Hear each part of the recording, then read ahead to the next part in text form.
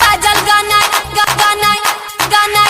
गाना बाजल गाना अनुसार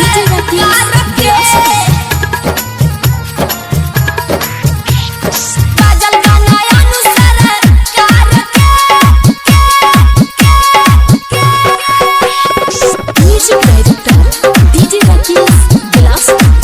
सत्यम रिकॉर्डिंग स्टूडियो खोरी पाकर। तू नाच तू नाच तू नाच नाच नाच तू नाच पूरा झर के अच्छा अगर कबार के तू नाच पूरा झर के अगर कबार के गगरी उतार के चोली भर के अरे ए बोला तनी मुहावा सा मार के बाजल गाना अनुसार कार के बोला तनी मुहावा सा मार के बाजल गाना अनुसार कार के बाजल गाना अनुसार कार के म्यूजिक डायरेक्टर डीजे राकेश गिलास गांव गांव टोला मोहल्ला भइल बटे हमरे हल्ला भइल बटे हमरे हल्ला भइल बटे हमरे हल्ला गांव गांव टोला मोहल्ला भइल बटे हमरे हल्ला ऐसन का महिला में सुनो टूट जाइते कटर के डाला अरे बुझला ए बाबू आज रात भर हमरे चली अच्छा केतनो केहू हाथ लिमाली सच्चो आज रात भर हमरे चली केतनो केहू हाथ लिमाली ए पूछी विश्वास न बात पूछला जाके कौनो गली ए सुनो कोरा जमीला फड़ा पे कार के बाजल गाना अनुसार कार के ले ले भले न मारी हजार के बाजल गाना अनुसार कार के नाचा गोरी गारा दखा बार के बाजल गाना अनुसार कार के बोला तनी मुहावा सा मार के बाजल गाना अनुसार कार के म्यूजिक डायरेक्टर डीजे राकेश गिलास बाजल गाना अनुसार कार के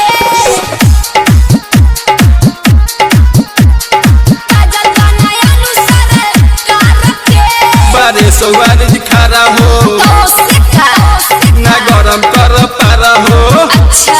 अच्छा बारे सरकार दिखारा हो ना गरम कर पारा हो अपना है गुबारा में खोसे दू हो जरा हो अरे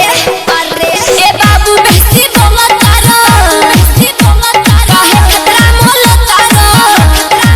तारो ए बाबू बेसी बोला तारो काहे खतरा मोला तारो जाने के तोरा डोर नइखे आगे पीछे डोला तारो